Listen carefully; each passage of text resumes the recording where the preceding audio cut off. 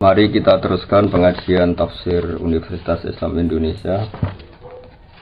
Untuk hari ini dimulai dari ayat 6. Di dalam Al-Quran dijelaskan bahwa orang-orang kafir adalah selalu ingkar, baik mereka engkau peringatkan atau tidak, sama saja mereka tidak akan beriman. Ayat ke-7 menjelaskan khatamallahu ala qulubihim wa ala sam'ihim. Di sini diterjemah dengan Allah telah mengunci hati dan pendengaran mereka dan penglihatan mereka tertutup rapat. Para pendengar yang kami hormati, tentu ini bagian dari kategori orang kafir. Ada orang kafir tertentu yang karena angkuhnya, karena cueknya terhadap kebenaran, sehingga dihukum Allah dengan dikunci hati dan pendengaran mereka. Juga dijelaskan bahwa wa'ala absarihim ghisyawah, dan penglihatan mereka tertutup rapat. Akhirnya mereka mengalami walahum azabun azim, mereka pasti mendapat siksa yang pedih. Tentu dalam keyakinan para ulama sebagaimana yang termaktub atau mansus atau eksplisit dalam teks Al-Quran adalah ini jenis-jenis orang kafir yang ketika mati dalam keadaan kafir. Dalam sebagian ayat disebut wama tuwahum kufar, mereka kafir dan mati dalam keadaan kafir. Dengan demikian maka ayat ini untuk orang-orang kafir yang mati dalam keadaan kafir, bukan kafir yang akhirnya bertaubat. Jika ada orang kafir yang akhirnya bertaubat dan berbuat amal soleh, mereka iman secara benar, maka masuk kategori ayat Qulil ladzina kafaru iyantahu yufar lahum ma qad salaf. Katakan Muhammad pada mereka yang kafir, jika mau berhenti dari kekafirannya, maka akan diampuni apa-apa yang sudah lewat atau dosa-dosa yang pernah mereka lakukan. Para pendengar yang kami hormati, bahwa ayat ini mengatakan orang-orang kafir kamu peringatkan atau tidak, sama saja mereka ada iman. Meskipun ini satu kejadian atau satu fakta, satu kategori yang faktual di antara orang-orang kafir, yaitu diperingatkan apa tidak diperingatkan tetap tidak iman. Tapi ini tidak menjadikan hukum bahwa Nabi tidak wajib dakwah atau memperingatkan. Dalam banyak ayat Allah mengatakan in alaika illal balagh, kamu Muhammad harus tetap menyampaikan meskipun mereka menolak. Karena menyampaikan kebenaran, memperjelas kebenaran atau berargumentasi tentang kebenaran harus selalu disampaikan kepada mereka. Dan tentu sebagian mereka faktanya iman. Dengan demikian ayat ini khusus bagi mereka yang kafir dan mati dalam keadaan kafir, baru diancam walahum azabun azim, mereka itu dapat siksa yang pedih. Tapi jika mereka kafir dan menjadi mukmin karena penjelasan-penjelasan Nabi, maka dia dihukumi mukmin dan dia berhak masuk surga. Dalam surat Al-Bayyinah dijelaskan bahwa fungsi Nabi adalah bayyinah. Bayyinah maknanya adalah menjelaskan satu kebenaran yang begitu jelas, sehingga orang yang paling ingkar sekalipun, paling bodoh sekalipun, paling angkuh sekalipun, karena penjelasan Nabi sangat argumentatif dan sangat rasional, banyak juga mereka yang menerima. Bagaimana termaktub dalam surat Al-Bayyinah, lam yakunil ladzina kafaru min ahlil kitabi wal musyrikin munfakina hatta ta'tiyahumul bayyinah rasulun minallahi yatslu suhufan mutahharah. Mereka yang kafir, baik kafir golongan Yahudi Nasrani maupun kafir dari golongan musyrik Mekah kala itu, tidak akan tercerabut dari akar kekafirannya sehingga datang al-bayyinah. Al-Bayyinah itu apa? Kebenaran sejati, kebenaran yang begitu gamblang, begitu jelas, begitu transparan. Yakni adalah Rasulun minallah yatslu suhufan mutahharah, yaitu Rasul Allah yang membaca lampiran-lampiran suci, yakni Al-Quran. Ada fakta sejarah bahwa Umar bin Khattab dulu itu kafir. Dia dikenal dengan preman pasar ukat. Dia dengan lantang mau membunuh Rasulullah. Ketika di tengah perjalanan, Umar ketemu sama temannya. Dia ditanya, mau kemana kamu Umar? Mau bunuh Muhammad karena dia sudah bikin agama yang baru. Lalu kata temannya tadi, kenapa kamu membunuh Muhammad sementara saudari kamu, saudara putri kamu juga sudah mengikuti Muhammad? Lalu Umar berbalik arah mencari adiknya. Kemudian setelah ketemu adiknya, ternyata adiknya baru mengkaji surat Toha bersama suaminya. Ketika Umar datang dan mendengar surat Toha tadi, yang diantaranya dikatakan ada wahyu, Toha ma anzalna alaikal Qur'ana litasqa illa tazkiratal liman yakhsha. Muhammad, kamu saya turunkan Al-Quran kepada kamu ini bukan untuk kamu celaka. Quran turun kepada kamu hanya untuk sebagai peringatan liman yakhsha, bagi mereka yang punya rasa takut kepada Allah Subhanahu wa taala. Kenapa Allah perlu ditakuti? Karena Allah adalah zat yang mempunyai langit bumi, yang menguasai alam raya. Sebab itu diistilahkan dalam Al-Quran tanzilam mimman khalaqal arda was samawati ula. Lalu ketika Umar mendengar ayat ini, dia tahu dan dia berkomentar, ma hadza min qaulil bashar, enggak mungkin karangan manusia seperti ini. Akhirnya dia iman. Lalu setelah iman mencari Rasulullah dan ketemu di rumahnya Zaid bin Arqam, kemudian dikenal sebagai tanggal kejayaan Islam karena saat itu Umar masuk Islam. Dengan fakta-fakta seperti ini, maka ayat 5, ayat 6 dan ayat 7 adalah khusus orang-orang kafir yang mati dalam keadaan kafir. Tapi bukan berarti semua kafir adalah ngalami khotamallahu ala qulubihim wa ala sam'ihim. Orang-orang kafir yang hatinya ditutup sampai mati, tidak. Sebab banyak juga orang kafir yang akhirnya masuk Islam. Yang masyhur dalam sejarah ada Sayyidina Umar bin Khattab, ada Khalid bin Walid, ada putra Abu Jahal, Ikrimah bin Abi Jahal, ada Abi Sufyan, masih banyak lagi kafir-kafir Quraisy yang akhirnya masuk Islam. Dengan demikian ayat 6 sampai 7 adalah kategori tertentu, yaitu mereka kafir dan mati dalam keadaan kafir. Sementara orang-orang kafir yang akhirnya masuk Islam, baik secara individu kayak Sayyidina Umar, kayak Sayyidina Khalid bin Walid, kayak beberapa sahabat, juga di akhir masa kenabian Rasulullah sebelum beliau wafat, tepatnya peristiwa Fathi Mekah, ketika Mekah dikuasai Rasulullah, adalah ada gelombang di mana orang kafir secara massal masuk Islam, yaitu yang disebut dalam surat Fatah, idza jaa nasrullahi wal fathu wa ra'aitan nasa yadkhuluna fi dinillahi afwaja. Jika telah datang pertolongan Allah dan telah datang juga kemenangan-kemenangan kamu atas musuh-musuh kamu Muhammad, dan akhirnya kamu melihat, bersaksi, melihat langsung, wa ra'aitan nasa, kamu melihat para manusia, para orang-orang kafir, yadkhuluna fi dinillahi afwaja. Wa ra'aitan nasa yadkhuluna fi dinillahi afwaja. Kamu melihat manusia memasuki Islam, termasuk Islam dengan keadaan bergelombang-gelombang, bergelombang-gelombang atau berjamaah-berjamaah. Dengan demikian jelas sekali bahwa kategori orang kafir adalah satu, orang-orang kafir yang mati dalam keadaan kafir. Ini yang kena vonis di neraka selamanya, walakum adzabun azim. Ada orang-orang kafir yang akhirnya Islam. Ini yang disebut dalam ayat qulil ladzina kafaru iyantahu yughfar lahum ma qad salaf. Katakan pada orang-orang yang kafir, jika mau berhenti dari kekafiran, maka dosa-dosa mereka akan diampuni. Lalu tentang kewajiban sawaun alaihim anzartahum am lam tunzirhum. Tentu kita sepakat sebagaimana mansus atau eksplisit atau termaktub dalam Al-Quran, Nabi diutus Allah adalah untuk memberi penjelasan kebenaran. Sehingga dari penjelasan-penjelasan itu Nabi bisa mengubah bangsa Arab yang dulu mayoritas kafir menjadi mayoritas Muslim. Ini yang disebut Al-Bayyinah. Ada contoh unik dari kekeliruan orang kafir yang sudah akut, tapi karena logika yang dibangun Nabi, akhirnya mereka tercerabut juga dari kesalahan itu, bisa terbebas juga dari kesalahan itu. Orang-orang kafir adalah merasa bahwa di dunia ini urusan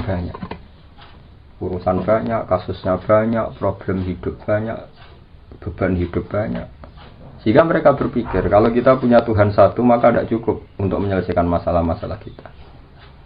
Lam yasa'na ilahun wahid. Tentu kita tidak cukup oleh Tuhan satu karena urusan kita banyak, problem kita banyak. Begitu seterusnya. Sehingga di seputar Ka'bah itu ada 360 berhala. Belum berhala-berhala kecil yang disembah oleh mereka yang musyrik di rumah masing-masing sebagai benda yang dituhankan.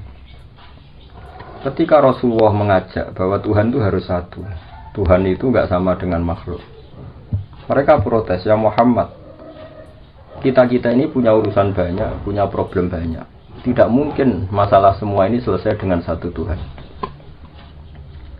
Ini yang diceritakan oleh Allah Subhanahu wa taala dalam ayat aja'alal alihata ilaha wahida inna hadza lasyai'un 'ujab. Masa Muhammad mengajari kita satu Tuhan? Ini aneh. Karena urusan banyak kok Tuhannya satu. Lalu Rasulullah dengan sabar, dengan bijak, dengan telaten mengajarkan mereka.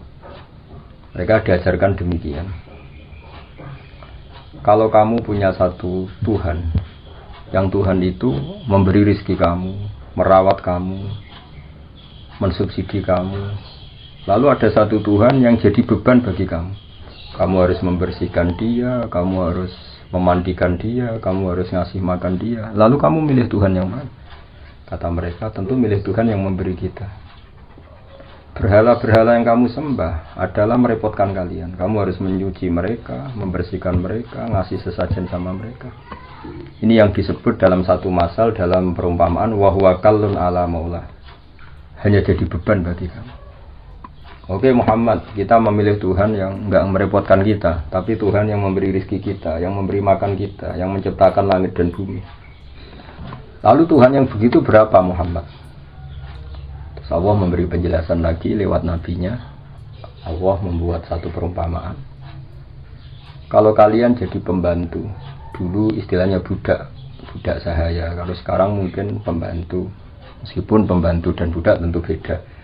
Tapi gampangan dalam perumpamaan begini. Kalau kamu jadi bawahan, kemudian punya majikan banyak, semuanya minta kamu layani, mereka semuanya minta perintahnya dilaksanakan, mereka akan tersinggung dan marah besar kalau perintahnya tidak dilaksanakan. Lalu majikan Anda ini banyak, perintahnya beda-beda, seleranya beda-beda, semuanya tersinggung kalau semua perintahnya nggak dilaksanakan. Dengan kalau kamu jadi pembantu atau bawahan punya satu majikan.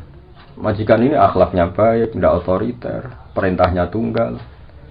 Dan hanya dia majikan kamu. Kamu milih mana punya majikan banyak yang berbeda-beda dengan satu majikan saja. Lalu orang kafir menjawab, tentu Muhammad kita milih satu majikan saja. Kata Rasulullah, begitulah Tuhan. Tuhan kamu adalah nanti yang ngatur kamu, yang merintahkan kamu, yang bikin aturan. Jika Tuhan satu, maka nyaman bagi kita semua. Karena perintahnya satu, dari zat yang satu. Dan tidak ada rivalitas, tidak ada saingan. Ini yang dimaksud dalam ayat Dorobawahu matalar rojulan fihi syuraka umutasyakisuna wa rojulan salamal lirojul. Hal yastawiyani masalah. Coba Anda logika, Anda angan-angan, Anda pikirkan. Bagaimana kalau ada seorang lelaki yang jadi bawahan, kemudian dia punya majikan banyak, yang seleranya beda-beda, yang perintahnya beda-beda. Semuanya minta dilayani. Semuanya memerintahkan untuk ditaati. Tentu ini akan membingungkan sang bawahan, karena perintahnya beda-beda. Lalu dibanding dengan satu pembantu atau bawahan yang punya satu majikan. Lalu Anda milih mana? Mereka sepakat milih satu majikan. Akhirnya mereka sadar bahwa punya Tuhan banyak itu menjadi repot, menjadi problem, menjadi masalah. Akhirnya lewat kesadaran itu, karena barokah ajaran Rasulullah SAW, akhirnya mereka berkeyakinan dan menjadi tahu bahwa fa'alam annahu la ilaha illallah, bahwa memang Tuhan itu harus satu. Di sini yang dimaksud al-bayyinah. Maka pemirsa yang kami hormati, pendengar yang kami cintai, kita jangan bosan-bosan membuat argumentasi ilmiah yang memastikan bahwa Tuhan itu satu. Dan Tuhan adalah ala kulli syai'in qadir. Ini yang dimaksud dengan al-bayyinah. Satu kejelasan, satu kebenaran yang begitu gamblang, begitu jelas, sampai semua orang itu menjadi tahu. Ketika kebenaran begitu jelas, begitu gamblang oleh logika yang paling sederhana sampai logika yang paling serius, ini disebut al-bayyinah. Sebab itu Allah mengajari semua nabi adalah dengan hujjah, argumentasi ilmiah. Maka dalam banyak ayat disebut wa tilka hujjatuna atainaha Ibrahim ala qaumi. Ada keyakinan orang kafir saat Nabi Ibrahim bahwa berhala itu memberi manfaat. Mereka menyembahnya, mereka memberi sesajen, mereka memuja-muja. Suatu saat di hari besar mereka, semuanya paginya mau datang ke berhala itu di satu area khusus. Lalu malamnya sebelum ada acara, Nabi Ibrahim memangkas semua berhala-berhala kecil dan kapaknya dikalungkan sama berhala paling besar. Lalu paginya geger, mereka akhirnya lewat identifikasi sosial akhirnya tahu bahwa pasti pelakunya Ibrahim, karena selama ini yang menentang kita nyembah berhala itu Ibrahim. Ditanyalah Ibrahim, kamu yang memotongi berhala-berhala kecil ini? Kata Ibrahim, tidak, tentu yang motongi yang bawa kapak. Kata mereka, ini hanya berhala, gak mungkin bisa motongi, bisa merusak berhala-berhala kecil. Nah, di sini logika mereka kelihatan keliru. Kalau kamu yakin gak bisa motongi berhala-berhala kecil, kenapa kamu yakin dia Tuhan? Tuhan itu harusnya bisa melakukan sesuatu, bisa berikhtiar, bisa membuat langit bumi macam-macam. Ini hanya berhala. Akhirnya mereka sadar bahwa mereka salah. Ini yang disebut hujjah. Sebab itu para pendengar yang kami hormati, kita jangan bosan punya logika-logika atau argumentasi ilmiah yang menjadikan umat manusia selalu dalam keadaan tauhid. Ini penting karena iman hanya murni keturunan misalnya atau kultural setempat, ini masih rawan untuk diombang-ambing oleh fitnah atau oleh cobaan-cobaan non-muslim. Tapi kalau iman dengan argumentasi ilmiah yang kuat, insya Allah, kalaupun kita hidup di Eropa, di Amerika, di negara mana saja, kalau tauhidnya kuat dengan argumentasi yang al-bayyinah, maka iman ini insya Allah terjaga. Sebab itu para nabi sering mengatakan, Qul inni ala bayyinatin min rabbi. Kita ini begitu jelas mendapatkan kebenaran dari Tuhan. Ada kisah unik zaman kafir Quraisy. Ada seseorang yang malam-malam memuja-muja berhalanya. Kemudian pas dia memuja-muja berhalanya, kebetulan saat itu ada seekor luwak mengencingi kepala berhala itu. Maka dia kaget, terus si penyembah tadi bilang, Ailahun yabulu alaihi sa'laban. Masa ini Tuhan kok dikencingi luwak? Terus dia sadar dan iman. Sehingga hikmat kami para pendengar bahwa latihlah terus logika beriman, logika bahwa Allah satu, Tuhan satu. Sebab ini satu logika yang paling final, logika yang paling final dan paling mudah diterima oleh akal sehat. Akal kita, rasa kita, fitrah kita, kalau dikatakan Tuhan satu dan Tuhan menguasai alam raya dan Tuhan tidak punya rival, tentu lebih mudah menerima. Sehingga disebut agama ini fitratallahi allati fataran nasa 'alaiha. Selain logika ini tentu akan mengundang pertanyaan-pertanyaan terus yang lebih ekstrim. Misalnya logika Tuhan tiga, pasti pertanyaannya lalu tiga ini yang paling hebat siapa? Yang paling pertama siapa? Ini pertanyaan-pertanyaan yang nggak mungkin terjawab. Sehingga paling mudah di logika adalah Tuhan itu satu dan Tuhan tidak ada jenis yang sama. Tidak ada yang sama, yang sejenis. Di sini terus kemudian orang-orang kafir tanya lagi, ya Muhammad, Tuhan kamu yang menarik itu, yang hebat itu, lalu sifatnya kayak apa? Turunlah surat Qul huwallahu ahad, Allahus samad, lam yalid wa lam yulad wa lam yakul lahu kufuwan ahad. Tuhan kami ini juga Tuhan kalian, Tuhan sealam raya dan Tuhan yang sejati adalah Tuhan yang satu. Allahus samad dan Tuhan yang menjadi tujuan untuk kita lapuri masalah-masalah kita. Tuhan yang kita berdoa kepadanya setiap kita punya masalah. Lalu ciri Tuhan lagi adalah lam yalid wa lam yulad. Dia tidak melahirkan juga tidak dilahirkan. Ini penting karena Tuhan adalah zat yang nggak mungkin ada kembarannya. Sehingga kalau punya anak nanti penuh anak itu sejenis dengan bapak. Padahal ini tidak mungkin dalam Tuhan. Karena Tuhan adalah laisa kamitslihi syai'un, pasti tidak ada kembarannya. Karena Tuhan adalah zat yang azali, yang pertama, dan tentu punya sifat-sifat yang sama sekali berbeda dengan makhluk. Yang oleh istilah para ulama disebut mukhalafatul hawadisi, pasti beda dengan makhluk. Kalau bahasa Quran menyebut laisa kamitslihi syai'un, pasti enggak ada padanya. Kemudian ayat ini ditutup walam yakul lahu kufuwan ahad, dan tak ada seorang pun yang akan menyamai Tuhan sampai kapanpun. Di sini banyak sekali individu-individu kafir Quraisy yang masuk Islam. Kelimatnya adalah ketika Fathu Mekah mereka masuk Islam secara bergelombang-gelombang. Sebab itu sekarang kita saksikan Mekah, Madinah dan semua Timur Tengah mayoritas Muslim. Ini barokahnya penjelasan atau al-bayinah atau argumentasi ilmiah yang terus diterangkan, dibawa-bawa, disosialisasikan oleh Rasulullah SAW. Sebab itu saya ulang lagi ayat 6 innal ladzina kafaru sawa'un 'alaihim a'anzartahum am lam tunzirhum la yu'minun.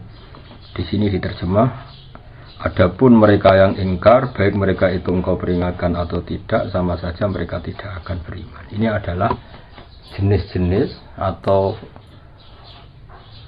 kategori orang kafir yang mereka kafir terus sampai mati. Misalnya Abu Jahal, Abu Lahab.